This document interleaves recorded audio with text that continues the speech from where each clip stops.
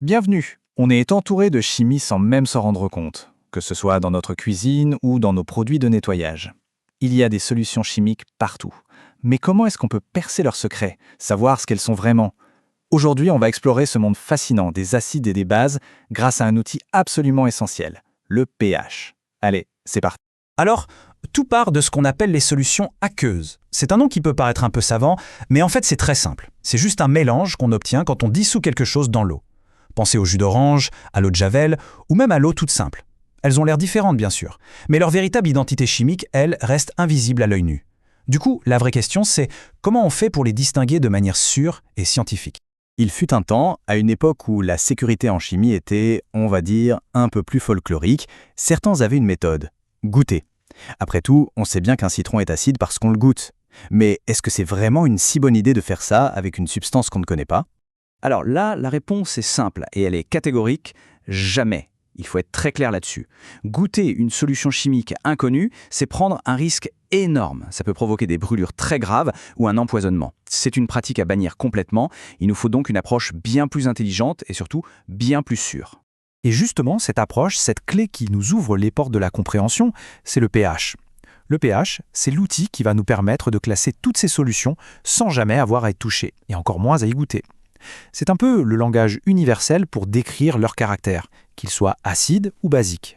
Alors, le pH, qu'est-ce que c'est exactement? Eh bien, imaginez une échelle, toute simple, qui va de 0 à 14. C'est la carte d'identité de n'importe quelle solution aqueuse.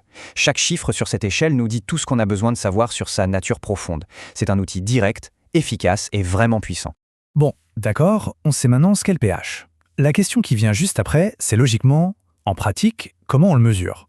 Pour mener notre enquête, il nous faut des instruments. Et il en existe principalement deux. Pour mesurer le pH, on a en gros deux options sur la table. La première, c'est le papier pH. C'est facile, c'est rapide, on trempe une petite bandelette de papier, elle change de couleur, on la compare à un nuancier, et voilà, on a une idée approximative du pH. La deuxième option, c'est le pH-mètre. Là, on passe à la vitesse supérieure. C'est un appareil électronique avec une sonde qui donne une lecture numérique super précise. Le choix entre les deux, eh bien, ça dépend simplement de la précision dont on a besoin. Ok, on a notre mesure, on a notre chiffre, disons 3,5, ou 7, ou 12,5. Et alors, qu'est-ce que ça signifie?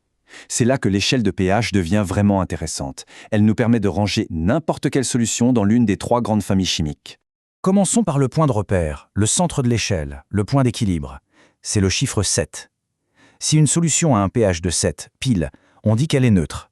L'exemple parfait, c'est l'eau pure. Elle n'est ni acide ni basique. C'est l'équilibre parfait. Maintenant, tout ce qui se trouve en dessous de 7, c'est le territoire des acides. Si le pH est inférieur à 7, la solution est acide. Et attention, plus le chiffre est bas, plus l'acide est fort. Un pH de 1, c'est un acide beaucoup plus costaud qu'un pH de 6.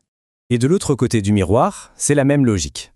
Tout ce qui est au-dessus de 7, c'est le domaine des bases, qu'on appelle aussi parfois les solutions alcalines. Et là aussi, plus le chiffre grimpe, plus la base est forte. Un pH de 13 est bien plus basique qu'un pH de 8. Allez, pour rendre ça plus concret, regardons quelques exemples qu'on connaît bien. L'acide chlorhydrique, un produit très puissant, a un pH d'environ 1. Le jus d'orange du matin, plutôt acide aussi, autour de 3,5. L'eau pure, on l'a dit, c'est notre référence neutre à 7. Et si on va voir du côté des bases, on trouve par exemple le javel vers 12,5 ou la soude encore plus forte autour de 13. Bien, maintenant on sait identifier et classer les solutions. Mais que fait-on quand une solution est trop concentrée, trop dangereuse à utiliser telle qu'elle? On ne la jette pas, non, on la dilue. Mais attention, la dilution, c'est un art qui a des règles très strictes, surtout pour la sécurité. La dilution, qu'est-ce que c'est? C'est tout simple. C'est le fait de réduire la concentration d'un produit en ajoutant un solvant, qui est le plus souvent de l'eau. Le but, c'est de calmer le jeu, de rendre la solution moins puissante, qu'elle soit moins acide ou moins basique, et donc beaucoup plus sûre à manipuler. Et là, on arrive à un point absolument crucial, la méthode. Il n'y en a qu'une seule de correcte et il faut la suivre à la lettre. On commence toujours avec l'eau dans un récipient et ensuite on verse doucement, très lentement, la solution concentrée dans l'eau. Jamais, au grand jamais l'inverse. Si on ajoute de l'eau à un acide concentré, par exemple, on peut provoquer une réaction violente, des éclaboussures brûlantes. C'est extrêmement dangereux. Et quel est l'effet de cette dilution sur le pH? Eh bien, c'est purement logique. Si on dilue un acide avec de l'eau qui est neutre, on diminue son acidité. Du coup, son pH va remonter. Il va se rapprocher de la valeur neutre de 7. L'acide devient moins méchant, en quelque sorte. Et pour une base, c'est exactement le même principe, mais dans l'autre sens.